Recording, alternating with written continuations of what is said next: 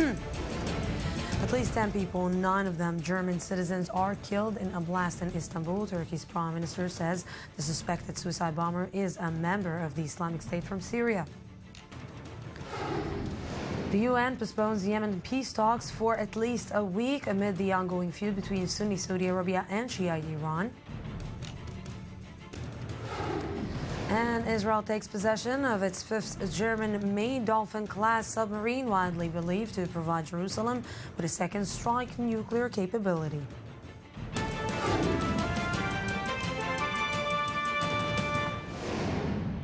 Welcome back to the news today. Israel took possession of another German-made Dolphin-class submarine today, with Prime Minister Benjamin Netanyahu attending the ceremony in Haifa. Deemed a critical strategic asset, the Dolphin sub is widely believed to provide Jerusalem with a second strike nuclear capability. I-24 News defense correspondent Shai Ben-Ari has the details. The INS Rahav, Israel's 5th Dolphin-class submarine, finally docked at Haifa's naval port on Tuesday with much ceremony and fanfare. The arrival of a 5th submarine is of critical importance to Israel in terms of its ability to cope with regional strategic threats, specifically those posed by Iran.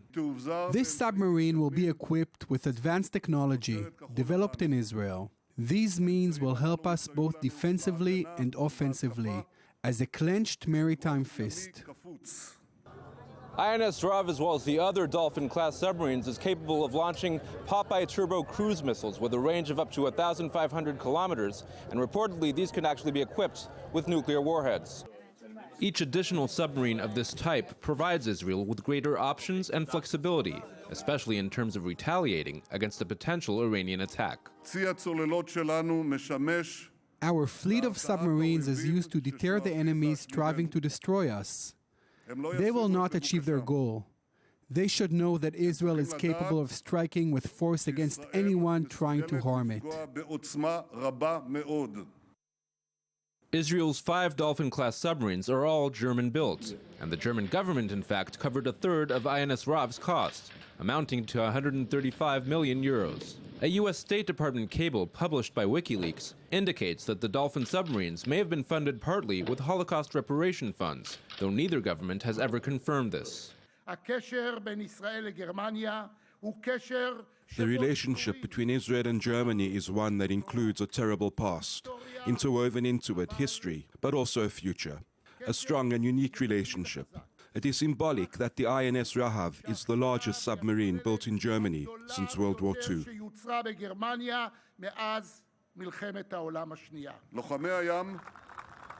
The naval fighters, including the submarine crews, carry out many daring operations, far from their home ports and far from the eyes of all.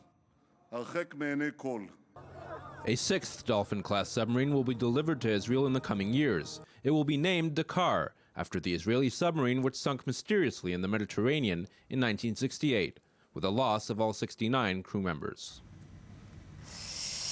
Yes, and with me right now is Amir Orn, defense and government analyst for Haaretz Daily newspaper. Good evening. Evening, Lucy. So, should we say Mazel Tov?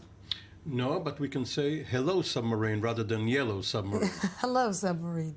Nobody opened any champagne on the submarine, I believe. Well, this is apparently not a Jewish tradition, or perhaps submarines behave differently than aircraft carriers or destroyers. But it's a very peculiar occasion. This 5th submarine, the Israeli Defense Forces and the Israeli Navy wanted. But the 6th one, which is coming later, they didn't want. It was forced on them, and they didn't want it exactly because of what you cited earlier, because of what is described as the second strike capability. Mm-hmm. Why? Because if it is only for deterrence, only for strategic purposes, it is of no use regularly, and you have a very expensive crew to maintain. Once they finish their conscription, the mandatory service, you have nothing to do with them. They don't even do reserve duty. So the Israeli Defense Forces had rather use the money for other purposes, but the political echelon forced it on them. So the political echelon is part also of the speech that we heard from Benjamin Netanyahu today? Definitely. He indicated without coming out loud and saying second strike, nuclear Iran, he said, our enemies who are bent on destroying us should know that we are very powerful, we can, and so on and so forth. So, but how many submarines do you need for that? If a submarine carries several warheads, and if a submarine can hide in the depth of the sea, how many submarines do you need at any one time? So one submarine is apparently being maintained on a dock, another one is on some intelligence or operational assignment, but you don't really need 6 submarines for this mission. How much is this speech a message also to the United States to show maybe the United States, you see, if you're not helping us against Iran, we have our great ally, Germany, who will love to help us at any time we need. No, this is not the message, because the United States is part and parcel of this deal. What happened is the U.S. Navy does not want any non-nuclear submarines, any diesel submarines, and no American shipyard is building diesel submarines. When Israel wanted such submarines, they referred it to Germany, but the United States is helping with money and with the missile boats, which are part of the comprehensive deal. So this is not against the United States, because had the United States not wanted it, Germany wouldn't have done it. You know, it would have been easy, I think, to Benjamin Netanyahu, to Barack Obama, oh my God, to Barack Obama to say, I love Israel, but I don't like the leader. Or maybe he said that, I don't know. He doesn't like the policy, that's for sure. Yeah, definitely. Amir Oren, thank you very much. Lucy. A Palestinian youth from the West Bank village of Beit Jala was killed this afternoon in clashes with Israeli forces. The Palestinian Ministry of Health identified the man as 21-year-old Surur Ahmed Abu Surur from the Aida refugee camp near Bethlehem. He reportedly died from a gunshot wound.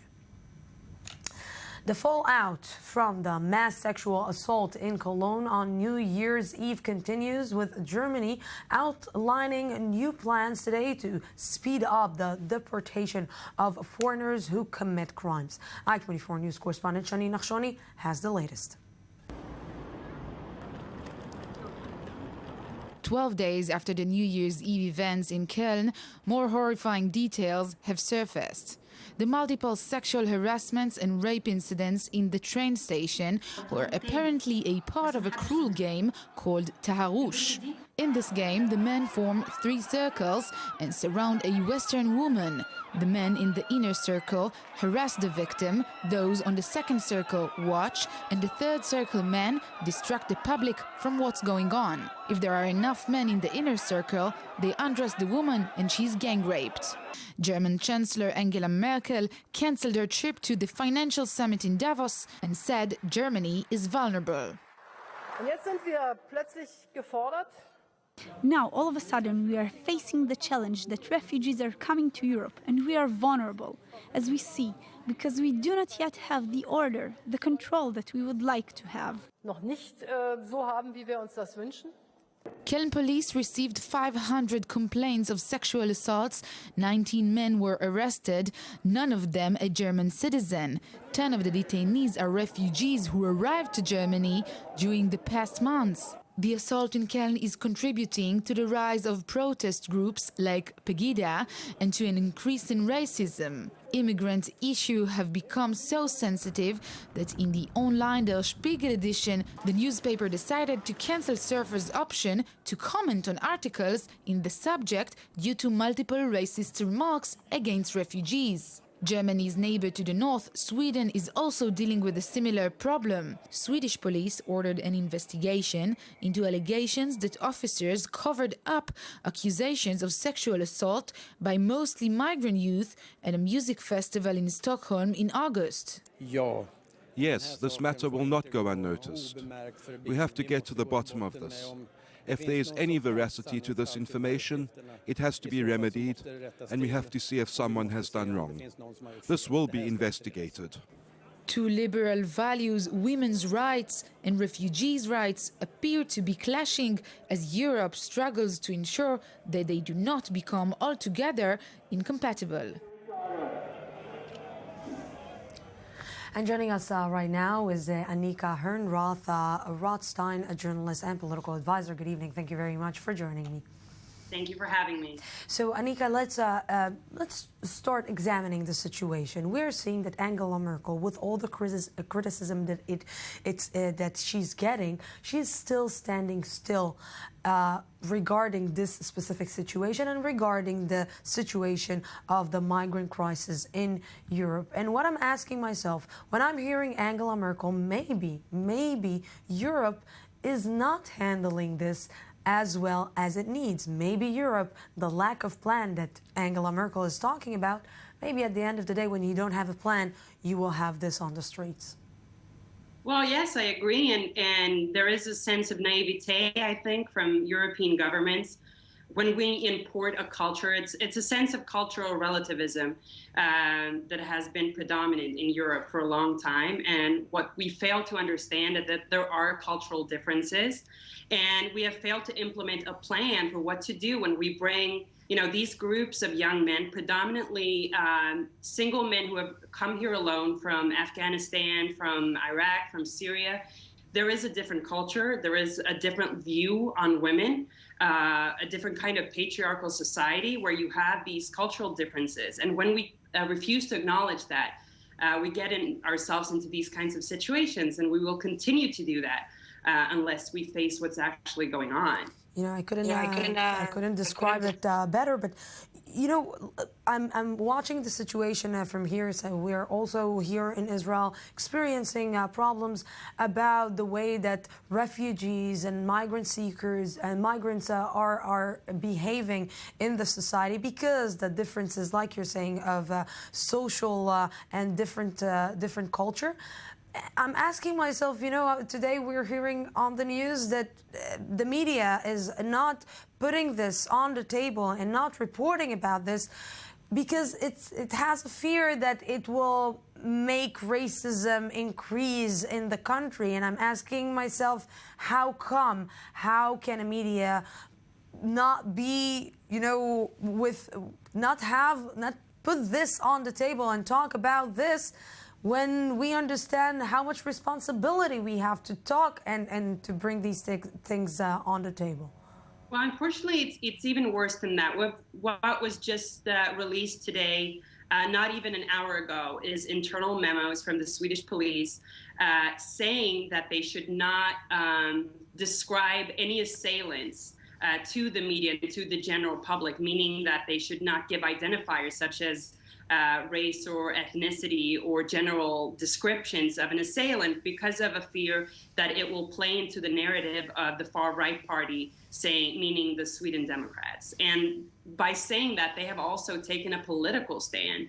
And I'm upset for many reasons. First of all, this is a betrayal against women, not only Swedish women, but I would say predominantly immigrant women who have fled this kind of oppression, this kind of patriarchal oppression in other parts of the world, and they come here and they expect a progressive society, and we need to protect them and stand for those kind of progressive values that we say that we stand for. And the fact that the police and the media are taking a political stand and taking it upon themselves to decide which political parties are kosher and which are treif is just, it's unheard of. This is a scandal that I think we will see continue to unravel in the weeks to follow. Yes, Anika, thank you very, very much for this. U.S. investigators will examine actor Sean Penn's dealings with Joaquin El Chapo Guzman, but it is unclear if they will demand information from his interview with the drug kingpin. It comes as Mexican authorities released new footage of the operation to recapture Guzman. Ori Shapira has the story. Mexico released new dramatic footage of the raid which led to the arrest last Friday of one of the world's top drug lords, Joaquin Guzman, also known as El Chapo. The video shows a group of Mexican Marines storming into El Chapo's residence in the northwestern Mexican city of Los Mochis. Apparently, the safe house also had an escape tunnel in which El Chapo and his crew tried to flee. Mexican authorities began the extradition process to the U.S. 2 days after El Chapo's arrest, but according to authorities, the process may take at least a year. In the meantime, U.S. sources said a U.S. investigation will examine the interaction of El Chapo and the American actor Sean Penn. According to the Mexican Attorney General, the secret interview Penn held with El Chapo was essential for the drug lord's capture. The issue became the talk of town in Hollywood, though not everyone was eager to express his feelings. I know a lot of very, very serious actors and filmmakers who've been having meetings like this forever. The truth is that it's a very recent topic and very delicate. As a Mexican, it takes a lot for me to speak about it. So the only thing I have to say is that I don't have a comment. This may be another fascinating legal and moral case of freedom of journalism versus security and the law. According to U.S. prosecutors, El Chapo helped bring more than 500 tons of cocaine into the U.S. over the last several decades. And with me right now is Jonathan Regev, host of A24 News Sports Magazine. Hi. Hello. Sorry, I don't have a clear voice today, so I cannot tell you, hi, Jonathan. So we'll do it like this. Yes, let's talk like this. Yes. Jonathan Regev, what do you want to talk about now? The Premier League? We begin with the Premier League. There's weekday matches now, midweek matches. And it will be very interesting to follow Manchester United's match. And Newcastle begins in less than an hour. We've been reporting for about a month that everybody in Manchester is fed up with Louis van Gaal, and yet he's still the manager. In the weekend, they did beat Sheffield United from the third division in the FA Cup, but he said it himself, Van Gaal. The only positive thing to say is that we won. Everything else was pretty bad. They just look bad. They're out of the Champions League. They're in the 5th spot in England, which currently does not take them to the Champions League next season. And things do not look good. And yet, Louis van Gaal is still on. Will he remain on? How long will it take? We don't know. Of course, if they win tonight, we should expect him to stay. If they lose in Newcastle, that will be very interesting to watch. They look terrible. Okay, so let's talk about the Ballon d'Or. Yes, and I was sitting here yesterday and said how much I do not like this. I know how much you do not. He deserves this. He deserves this. Yes, they deserve it. They deserve it. I don't like this Ronaldo Messi story, and their happiness looks so artificial. Here's to people whose happiness is natural as it can be. The Ballon d'Or was not the only trophy handed in Zurich last night. Also, it was the Puskás trophy for the best goal of the season. Wendell from Brazil won it, and this is what his family looked like when the announcement was made. It's not, oh yes, how nice, I win it for the 5th time, and I left Ronaldo behind. Sheer happiness. This is what happy people look like when people actually win an authentic trophy. All the happiness. But he deserves it. Yes. So does Wendell and this happiness. I'm loving it. And he deserves it. Yes. Okay. Let's talk about the snow. Yes, how many times did they tell you it's dangerous to drive in the snow? Well, some people just wait for it to happen. Look at what happened at the Sunday River Ski Resort in the U.S. A few days ago. It's a special truck competition in the ice. We're always told not to drive when the roads freeze. These people just wait for something to freeze to go out. It's beautiful. Bryce Menzies, that's the name of the winner. He just drives very, very fast on ice, apparently. That's what they do. They take those monster trucks up there. Oh, yes. That's good. Yes, that may happen also when you drive on the ice. Yeah, yes. I know. You will not drive a truck on the ice. That's what you're saying. I drive a truck. Oh, you do? No. On the ice. I would love to see that, Lucy. Of course. Jonathan Regev, usually I finish with your segment, this part of the edition, but not. Nah. So, okay. Other people will finish the segment. Bye-bye. Bye-bye. Israel has approved the construction of an entirely new Druze town near Tiberias in the north of the country. But the first of its kind initiative is drawing mixed reviews from the community. I24 News correspondent Ori Shapira has more. Every year in July, hundreds of people gather at the haunts of Hattin near the northern Israeli city of Tiberias to reenact the Battle of Hattin, a significant event which led to the decline of the Crusaders in the Holy Land and the victory of the Muslim armies. 829 years after the famous battle in which Saladin's forces defeated the Crusaders, another battle is taking place right here. This one is a political and social fight between those who want to establish a Druze town and those who want to preserve the area. Last week, the Israeli National Building Council approved a plan to build a new Druze town, a first of its kind, a few kilometers from Tiberias. This is part of an overall initiative led by Israeli Prime Minister Benjamin Netanyahu to invest millions of dollars in the Druze community. But the initiative has received some cold shoulders. Dr. Rafael Luis, an expert in ancient battlefields, is strongly opposite and is concerned it may affect the landscape that was unpopulated for many years. This landscape, the landscape behind me, is dotted with hundreds of archaeological sites. We're talking about Iron Age sanctuaries. We're talking about a Roman road system, Roman field system. We're talking about agricultural installations. It stayed like this for the last 2,000 years, and because of its historical, religious, and cultural significance, it should stay this way to the next 2,000 years. In the Druze community itself, the reactions are mixed. While some welcome the initiative, others see it as an attempt to disconnect them from a series of other Druze towns in the Galilee. They would prefer that current Druze towns be improved and expanded. The problem is that it is not our land, it is someone else's land. They should bring us back our own lands instead.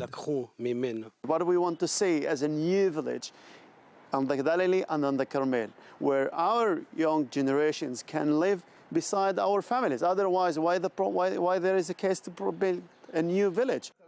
However, Deputy Minister of Regional Cooperation Ayub Kara, who is himself Druze, strongly backs the plan, which he sees as a golden opportunity. I don't see any problem with this plan, because the town will be established not on Palestinian lands, but on the lands of Kibbutz Lavi. I don't understand the objectors. Should I have permission from the Druze community for every single move I make? Officials also point out that expanding current Druze towns may be a difficult task since many of them are built on private lands and close to nature reserves. It appears that as the plan receives its green light, the latest Battle of Hattin has just begun. And Ori Shapiro, I-24 News correspondent, is here with me. Good evening. Good evening, Lucy. So, Ori, really, let's be honest. It seems like a really, really positive initiative coming from the government. Why people are opposing it? Well, there are a few answers to this question. Actually, some people oppose this initiative because they're saying that the village, the proposed town, is detached from the current villages. So that's one reason. Another reason is that some people claim that the lands are actually belong to Palestinians and they don't want to be in the middle. It could also be a legal issue in the future. Yes, definitely a legal issue. And we heard some of the people in the village saying that they want their own lands back and they don't want to build on new lands, which was a very interesting thing. Yes. Having said that, I got to admit that almost every initiative or every plan for a new city or a new establishment in Israel has opponents. And once the plan will be carried out, things will be completely different. So let's go to the second question. Let's try to explain to our viewers, why are so many disagreements in the Druze community? Because the Druze community has lots of divisions. It's not one community. There are very different communities, different groups, and the division goes farther to the village level, actually. And if we take, for example, the Druze from the Golan Heights, some of them don't even see themselves as Israeli. They see themselves as Syrian. They have a Syrian passport. They have properties in Syria. On the other hand, we have the Galilee Druze, which are many of them go to the army. They have a very high percentage of people that go to the army, even to elite units. So, they have different groups with different interests. Yes, and yet after they are going to the army, they experience discrimination in Israel. And this is another matter, but this is a matter for your maybe next report that you will do for us. Ori Shapiro, thank you very much for this. Thank you. 2 days after attending the Golden Globes together, media baron Rupert Murdoch announced his engagement to former supermodel Jerry Hall in an ad published today in the Times newspaper. which is owned by Murdoch's News Corp. Jerry Hall, a former supermodel and actress, was married to Rolling Stones frontman Mick Jagger for over 20 years. Yes, and they lived happily ever after with correspondent Ayman Siksik. No. Good evening, Lucy. Good evening. Time for bookmarks once again. Bookmarks once again, and today you're going to talk about Leonardo DiCaprio. That's right. Yeah, that's right. Well, Leonardo DiCaprio is very relevant in this book, regarding this book, because this book, The Revenant, was actually published originally in 2002, didn't get much notice, but now with the movie being released and Leonardo winning the Golden Globe, the book was released again in a very, very celebratory edition, and everyone is talking about it and discovering it once again, and you can see the images from the movie as we talk about it. Now, the year, Lucy, we're going back in time. It's 1823. 1823. 1823 in the American Rocky Mountains, and white men are beginning to map out their terrain over there, and it's causing a lot of trouble, of course, with the Indian tribes and a lot of battles there. And Leonardo DiCaprio plays the lead character also in this book, where he is attacked by a grizzly bear, where he's there with part of the company that's hunting grizzly bears. He's attacked by one of them almost to death, and the company decides to leave him there for dead because it would be too risky and too difficult to carry him out. So they just decide to leave him there to die. However, they don't expect him to survive this battle, to somehow overcome everything and seek revenge. And this is really the main plot line of this book. And let's hear what Leonardo DiCaprio had to say about his own character. Let's see. I want to share this award with all the First Nations people represented in this film and all the indigenous communities around the world. It is time that we heard your voice and protected this planet for future generations. Thank you very much. You know what he needed to add at the end? And I really, really hope that you win an Oscar. will choose me to win the Oscar. Well, he's talking about the indigenous people, and they, of course, are a huge part of this debate. But really, the issue of revenge, what lengths will people go to just to get revenge more than anything else, more than any other desire? From the News Today team, from I-24 News, just give the man an Oscar. Really, just he fought a bear. Or he'll take revenge. He can do it. He will take revenge. He did it with Lady Gaga. Ayman Siksik, thank you very much for this. We're going out for a small break, 10 minutes break, 14 minutes break, an update from our news desk, and then we will be back.